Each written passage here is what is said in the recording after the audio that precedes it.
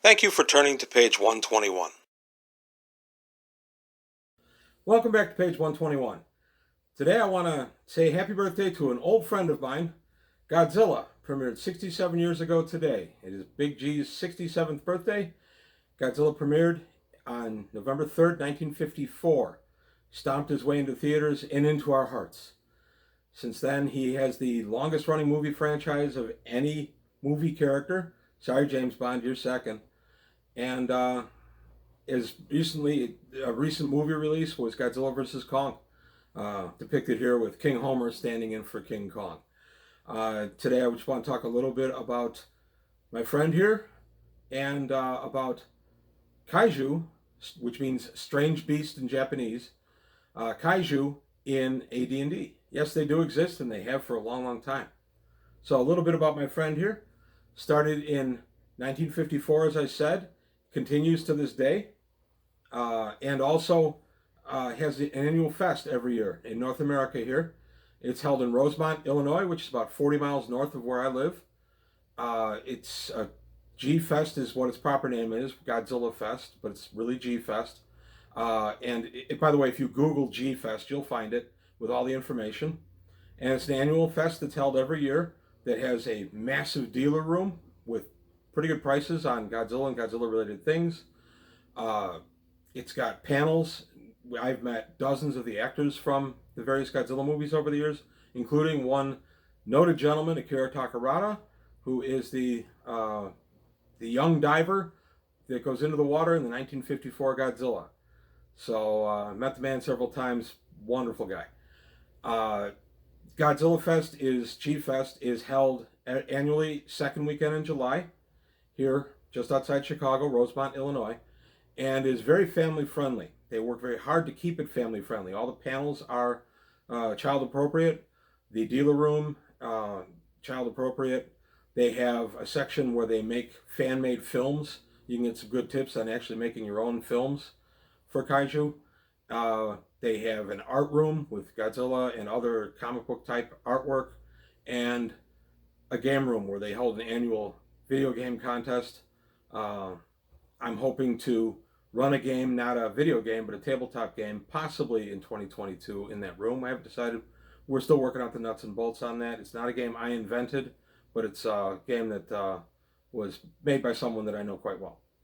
So, what does this have to do with AD&D? Well, everything.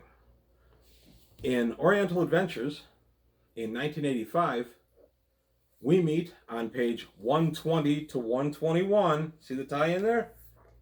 We meet Gargantua. And there is the page entry. I'll move it over a little bit. Gargantua, I believe they took the name from the epic movie War of the Gargantuas, which is one of the second of the Frankenstein giant monster movies. If you haven't seen them, treat yourself. They're a blast. The idea is that these are just massive creatures. They are not animals. They are monsters in D&D, which, as we know, makes a big distinction for mind-affecting spells like Charm Monster. But they are huge. They are hundreds of feet tall in some cases and have many, many hit dice. Something on the order of 50 hit dice on some of these guys. With a strong hit dice and a zero-ish armor class, they are hittable, but they're hard to kill.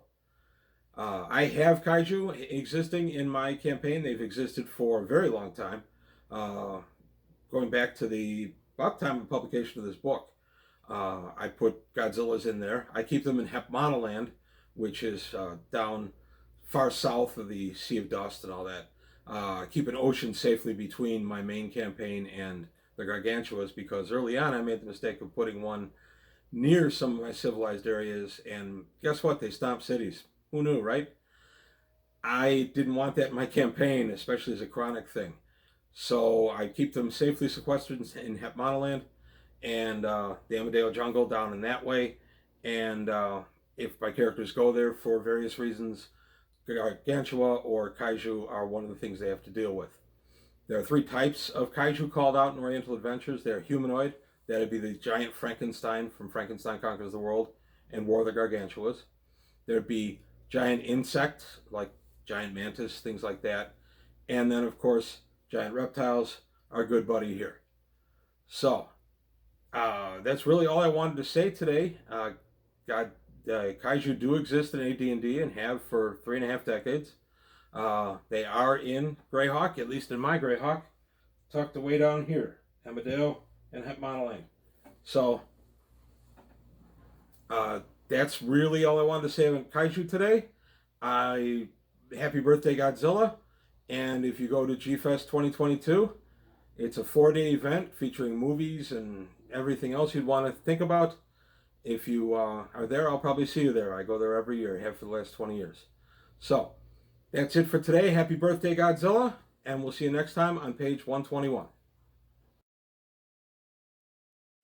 Well, that closes the book on another episode of page 121. Please leave your comments below, and if you enjoyed what you saw, go ahead and hit the like button and subscribe to the channel.